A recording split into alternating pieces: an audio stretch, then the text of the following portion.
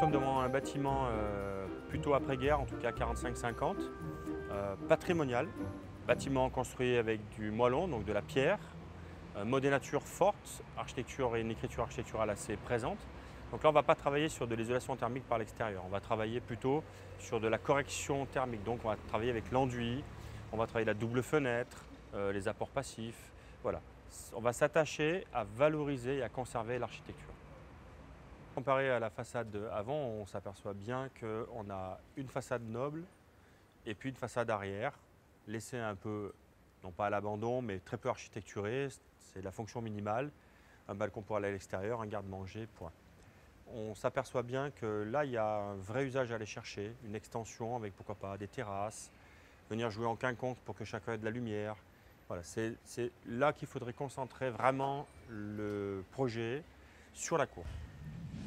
Donc là, de nouveau, on est sur un bâtiment, on va dire atypique, bâtiment des années 30, modénature forte, pas marqué de la même manière. Là, on est plutôt sur des courbes, on est plutôt sur une architecture globale. On ne va pas faire de l'isolation thermique par l'extérieur, on va plutôt travailler sur la basse pierre, donc la perspirance, sur l'apport passif, la double fenêtre, la toiture. Et on va plutôt s'attacher à valoriser l'architecture une fois de plus. Donc là, nous nous trouvons devant un bâtiment assez classique de la cible, 30 Glorieuses, donc 50-60, répétitif, 11 bâtiments identiques. L'intérêt de ce type de bâtiment, c'est leur système constructif assez simple, leur architecture encore plus simple. Le seul point sur lequel il faut vraiment travailler, c'est la globalité de l'isolation, bien entendu, mais c'est aussi les usages. C'est-à-dire que là, on a des balcons sur lesquels on peut apporter un autre usage, créer vraiment un balcon qui s'investit, ce qui n'est pas le cas là aujourd'hui. Et qui en plus de ça, la fragilité même du bâtiment. Ils sont faits en briques alvéolaires, donc ça ne tient pas grand-chose. C'est vraiment le point faible, on va dire, de ces bâtiments-là. Le nombre aussi, mutualisation possible, très intéressant pour avoir des coûts résiduels plus faibles. Et puis pour essayer aussi de travailler sur des panneaux photovoltaïques, de travailler sur du solaire thermique. Voilà, il y a un vrai enjeu sur ces bâtiments-là.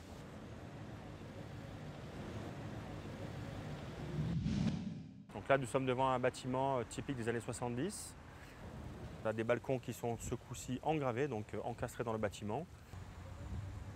L'intérêt de ce bâtiment, c'est que c'est un bâtiment signal, c'est-à-dire c'est un bâtiment tour, très important sur le cours Jean Jaurès en l'occurrence. Ça veut dire que toute approche architecturale doit être exécutée avec beaucoup de précaution et d'habileté. Voilà, parce qu'on va le voir depuis très loin. Et il peut être aussi le bâtiment qui entraîne les autres. Et puis un bâtiment habillé de pâte de verre, on voit bien la sinistralité de ce bâtiment-là. Première approche complexe. En définitive, il va falloir la déposer avant de mettre en place un isolant dessus. On ne pourra pas la laisser. On voit bien qu'il y a une mesure conservatoire qui a été appliquée, donc un film mis sur la résine pour éviter qu'elle soit infiltrante. On voit bien les fissurations. C'est une solution intermédiaire, faible coût, qui n'a aucune pérennité. Voilà. Donc il faut absolument faire le travail de fond, ôter la pâte de verre et isoler correctement. Enfin, pour terminer cette balade architecturale, on va finir par un immeuble de grande hauteur, dit IGH. Et sa particularité technique, c'est qu'on ne peut pas mettre en place d'isolation thermique par l'extérieur si l'isolant n'est pas incombustible, donc A1. Au-delà de ça, de nouveau un bâtiment en pâte de verre, fortement dégradé. On voit que les années ont vraiment abîmé le bâtiment et qu'il va falloir faire un projet surtout global d'architecture dans lequel on va devoir travailler le thermique, l'architecture, l'usage et l'impact que ces tours ont sur la ville. En conclusion de cette visite, ce qu'on peut dire, c'est que chaque bâtiment mérite d'être pris en compte de façon particulière. De grandes généralités existent, bien entendu, des approches existent qui peuvent être mises sur chacun des bâtiments, l'usage, le devenir du bâtiment, l'entretien, la maintenance. Tous ces thèmes-là sont des thèmes récurrents à tous les bâtiments, mais chaque bâtiment a besoin d'une attention toute particulière et doit avoir cette attention particulière, avec une étude bien encadrée, les bons professionnels, qui pourront apporter à ce bâtiment-là la meilleure réponse.